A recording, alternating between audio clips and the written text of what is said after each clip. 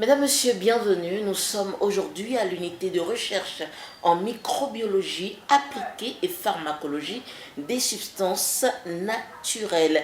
Unité de recherche à l'université d'Abomey-Calavi, conduite par une équipe de jeunes avec à leur tête Dr Victorien Dougnon. C'est un plaisir de vous avoir avec nous. Bonjour et bienvenue. Bonjour. Alors, parlons du processus ayant abouti à la réalisation de tout ceci. Je voudrais, avec beaucoup d'honneur et de plaisir, remercier d'abord les autorités de mon ministère de tutelle, le ministère de l'Enseignement supérieur et de la Recherche scientifique, ainsi que le rectorat de l'Université d'Abomey-Calavi, qui a véritablement permis l'implantation de cette unité de recherche. Il faut dire que nous nous sommes installés en 2017 à l'école polytechnique d'Abomey-Calavi en tant qu'unité transfacultaire qui implique en fait des chercheurs de plusieurs disciplines. Nous sommes biologistes et au sein de cette unité, nous avons, n'est-ce pas, des microbiologistes, des pharmacologues, nous avons des physiologistes qui travaillent main dans la main pour permettre l'explication de plusieurs phénomènes sur le plan biologique. Et donc, cette implantation en 2017 est née de la volonté de notre équipe à faire de la recherche un moteur de développement véritable. Et nous avons bénéficié en ce temps d'un don important d'équipement auprès de l'Académie mondiale des sciences et avec le recteur de cette période, le professeur Brice Sessin et son équipe, nous lui avons posé le problème de manque de locaux pouvant accueillir ces équipements.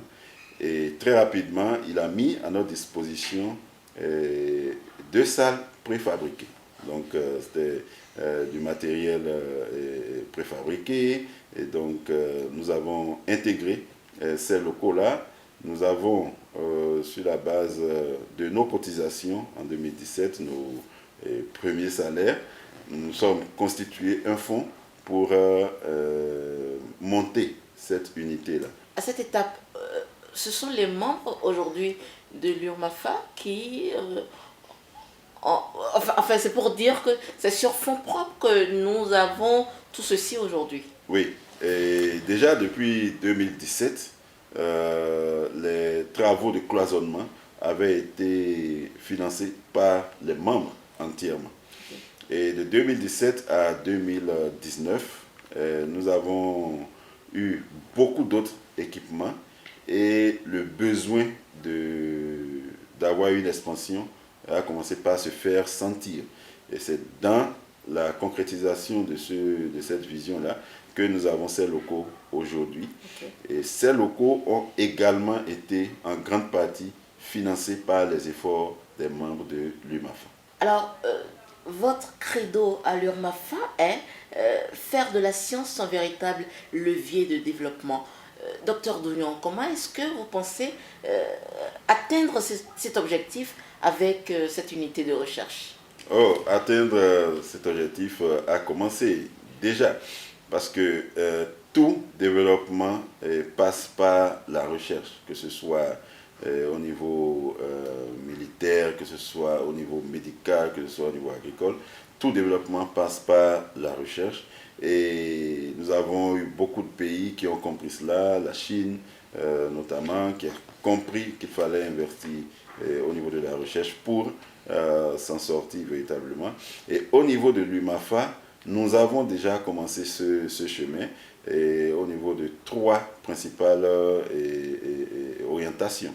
La première orientation, c'est au niveau de la formation d'abord. Okay. Comment la recherche peut impacter la formation. Et nous sommes en fait dans l'innovation et nous avons mis au point par exemple une application au temps fort de la Covid. Nous avons mis au point une application pour que les étudiants puissent, depuis leur maison, avoir accès à des ressources éducatives en ligne. Et cette application-là est faite de plusieurs leçons, de plusieurs capsules éducatives en microbiologie, où ils ont accès à des travaux pratiques, ils ont accès à des cours théoriques tournés par des spécialistes en la matière. Et en dehors de l'éducation, nous impactons également au niveau du quotidien de nos populations. En quoi faisant? Nous avons, par exemple, au temps de la Covid, lutté véritablement contre la surenchère des produits hydroalcooliques en mettant à la disposition tout au moins de l'université des produits hydroalcooliques efficaces et à très bas coût. En dehors de cela, nous avons mis au point un produit, un biopesticide, pour lutter contre les larves de moustiques, très efficace et sans produits chimiques en fait. Et donc, ce produit-là permet de détruire les larves de moustiques partout où les habitations se trouvent. Nous avons également travaillé à mettre au point des médicaments traditionnels améliorés, donc pouvant lutter contre les gastro-entérites, pouvant améliorer la fertilité masculine. Et donc, tous ces produits-là sont issus de nos projets de recherche que nous voulons vraiment lier, n'est-ce pas, au quotidien de nos populations. Et comment la recherche peut impacter l'essor de la nation. Également, nous travaillons véritablement au quotidien à améliorer, n'est-ce pas, le renforcement des capacités de nos membres, notamment à travers les séjours à l'étranger pour aller acquérir des formations pointues et à revenir retourner ces notions chèrement acquises aux Béninois, aux fils de ce pays. Cette unité de recherche, pour quelle vision à long terme? La vision à long terme, c'est pouvoir autonomiser en fait les chercheurs, parce que depuis le début, pour ceux qui ont l'habitude de me côtoyer, j'ai souvent dit que un chercheur qui a une thèse de doctorat, en principe, devrait être un chercheur autonome. Pas autonome, je veux dire, quelqu'un qui n'attend pas forcément un recrutement. Et dans d'autres pays, cela se fait très bien. Le chercheur nanti d'un PhD ou d'une thèse de doctorat, en fait, doit pouvoir s'émanciper à travers les projets de recherche. Doit être capable d'aller décrocher des projets et de pouvoir s'identifier à travers ces projets-là, plutôt que de croiser les bras et de commencer par incriminer le gouvernement n'a pas lancé de recrutement, etc., etc. Donc, pouvoir internaliser cette vision dans la tête de ces jeunes béninois, je pense que ce serait déjà un acquis, et faire de cette unité un véritable centre d'excellence où plusieurs chercheurs viennent contribuer, n'est-ce pas, à la résolution des problèmes de santé publique. On le sait, au Bénin, la recherche souffre de plusieurs choses et reste encore quand même un parent pauvre aujourd'hui. Quelle différence apportez-vous puisque au-delà de la prise en compte de ce que la recherche est mise de côté, il y a des efforts qui se font de plus en plus. Mais dans le cœur de tout ceci, quelle différence apportez-vous? La différence que nous apportons, c'est beaucoup plus la passion. C'est vrai, au niveau de la recherche, au Bénin, nous avons beaucoup de problèmes, simplement parce que probablement le politique ne croit pas réellement en nous. Et le politique africain? Dans d'autres pays, la rétrocession, n'est-ce pas, et la part nécessaire à la recherche est plus ou moins et bien comprise. Mais en pays béninois ou africain, nous n'avons pas encore réussi à montrer aux politiques que véritablement nous sommes prêts et que nous pouvons l'aider à résoudre ces différents problèmes-là. Et donc, c'est par des démarches comme cela, nous avons beaucoup de collègues qui font des travaux qui font un investissement massif au niveau de l'université. Et donc, il faut pouvoir révéler ces passions-là. Il faut pouvoir montrer aux politiques que nous sommes prêts et que nous pouvons être appuyés. Je crois que le politique est dans sa posture. Faites vos preuves, montrez-moi que je peux vous faire confiance. Et je crois qu'une fois que cela est acquis, la suite peut se faire aisément. Et donc nous, à notre niveau, nous faisons tout ce que nous montrons là avec beaucoup de passion, avec beaucoup de détermination, parce que en tant qu'enseignant-chercheur, nous devons montrer la voie aux plus jeunes et nous devons porter ce pays-là au panthéon, n'est-ce pas, de la chose scientifique. Docteur Victorien Dougnon, puisque vous êtes le chef de cette jeune équipe de l'unité de recherche en microbiologie appliquée et pharmacologie des substances naturelles, est-ce qu'on pourrait parler des projets phares sur lesquels l'unité a déjà travaillé? Oui, nous avons beaucoup de projets phares. Je peux commencer par parler de ce projet que nous avons sur la résistance antimicrobienne. Je suis microbiologiste. Okay. Et donc, nous avons cette question de résistance aux antimicrobiens qui devient un véritable problème sur le plan mondial et davantage en Afrique. Et quand je parle de résistance antimicrobienne, c'est simplement quand les microbes ne sont plus sensibles aux médicaments qu'on utilise pour les détruire. Okay. Et donc, dans ce cas-là, on rentre dans une impasse thérapeutique où le patient ne peut plus cliniquement être pris en charge par les médicaments classiques. Et donc, ce problème, nous avons réfléchi et nous avons tenté de le résoudre en prenant en compte deux facteurs clés. Le premier facteur, c'est la question de formation. Est-ce que nous avons suffisamment de cadres compétents pour traiter de cette question-là? Et donc, nous avons inclus dans le volet de ce projet-là une bonne part de formation, que ce soit à travers des séjours en Europe, que ce soit à travers des séjours de coopération sud-sud avec d'autres pays plus avancés sur la question, former de nouveaux cadres compétents et également avoir une plateforme technique de pointe. Et ça, c'est ce qui nous a permis d'équiper les différents labos nouvellement construits, nouvellement acquis là, pour une valeur de près de 400 000 euros. Et donc cette plateforme moderne n'a rien à envier à d'autres pays et pourra être pilotée par ces cadres formés-là.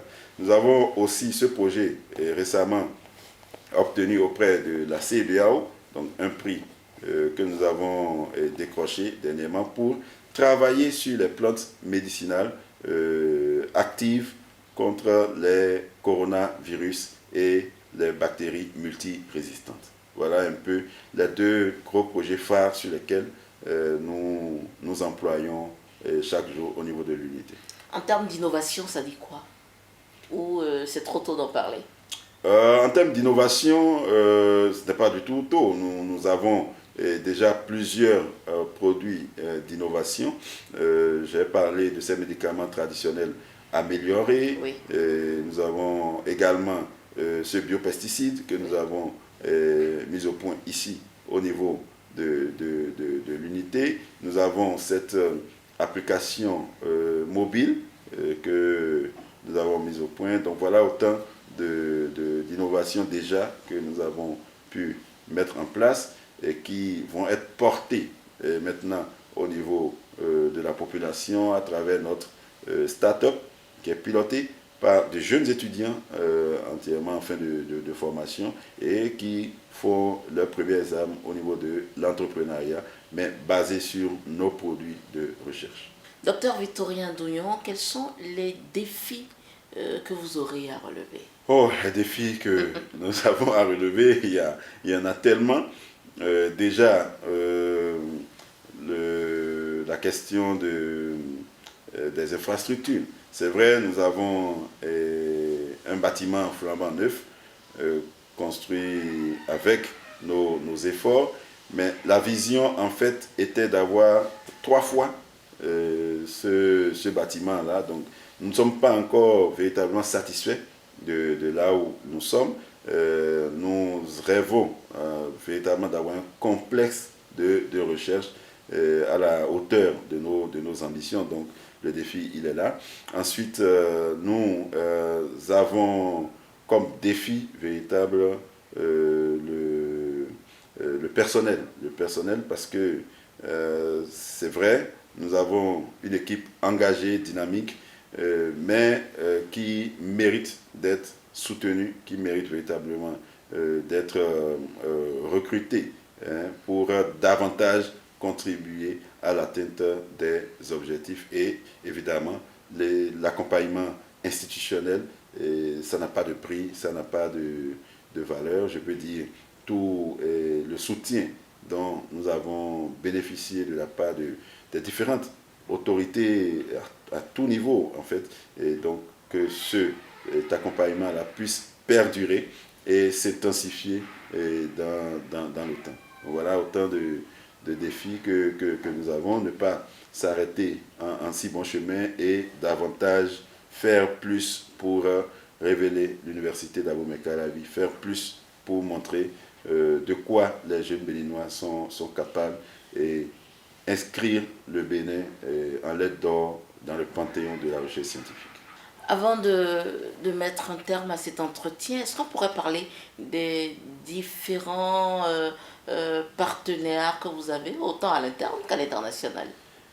Oui, les partenaires à l'interne, nous en avons beaucoup, que ce soit au niveau de l'université d'Abomey-Calavi, que ce soit dans les autres universités sœurs, l'université de Parakou, l'université nationale d'agriculture, l'UNESTIM. Nous avons des partenaires dans toutes ces universités-là. Au niveau international, nous avons comme grosse institution ou comme gros partenaire la Finlande, avec qui nous partageons beaucoup de passion, beaucoup d'expériences inoubliables. Et nous avons également des partenaires très productifs au niveau du Burkina, au niveau de la France, au niveau de l'Italie. En fait, rares sont ces pays où nous n'avons pas de partenaires, puisque à travers l'Académie mondiale des sciences, à laquelle j'ai été sélectionné en 2016 en tant que jeune affilié, nous avons pu tisser un réseau solide de partenaires sur le plan mondial. Et donc, c'est rare d'aller dans un pays et de ne pas avoir un partenaire. On connaît toujours quelqu'un dans chaque pays. Dans la gestion de l'unité de recherche en microbiologie appliquée et pharmacologie des substances naturelles, dites-moi, est-ce que la gestion, elle est démocratisée ou elle est complètement sous tutelle de l'université d'Abomey-Calavi? Oui, démocratisée, oui, et sous tutelle de l'université, oui. Parce que nous fonctionnons en parfaite intelligence. Vous savez, on est sur un territoire public, on est au niveau de l'université d'Abomey-Calavi, donc nous sommes sous l'autorité d'abord du laboratoire de recherche en biologie appliquée, qui est un laboratoire de l'école polytechnique d'Abomey-Calavi, donc qui est une entité de l'université d'Abomey-Calavi. Et c'est là où je parlais de soutien institutionnel. Nous avons un soutien institutionnel sans faille. Et je pense que nous le rendons bien à cette institution qui est faite d'enseignants et chercheurs, de cadres chevronnés qui militent pour l'essor de la recherche scientifique. Complètement au terme de cette émission, votre mot de fin? Mon mot de fin, c'est un remerciement infini à cette merveilleuse équipe que j'ai l'honneur de diriger. Un remerciement aux différentes autorités qui ne manquent pas de nous soutenir. Et je ne peux pas, si je dois parler de tout ce que nous avons bénéficié de la part du rectorat de l'Université d'Abomey-Calavi, je pense qu'on n'en finira pas. On n'en finira jamais. Donc merci à tout le monde. Et voilà, ça sera tout pour cette émission. Retenez que leur credo est de faire de la science un véritable levier de développement du Bénin. Victorien Dougnon, vous êtes le chef de l'unité de recherche en microbiologie appliquée et pharmacologie des substances naturelles. Merci d'avoir répondu à nos questions et bon vent à votre unité de recherche. Merci beaucoup.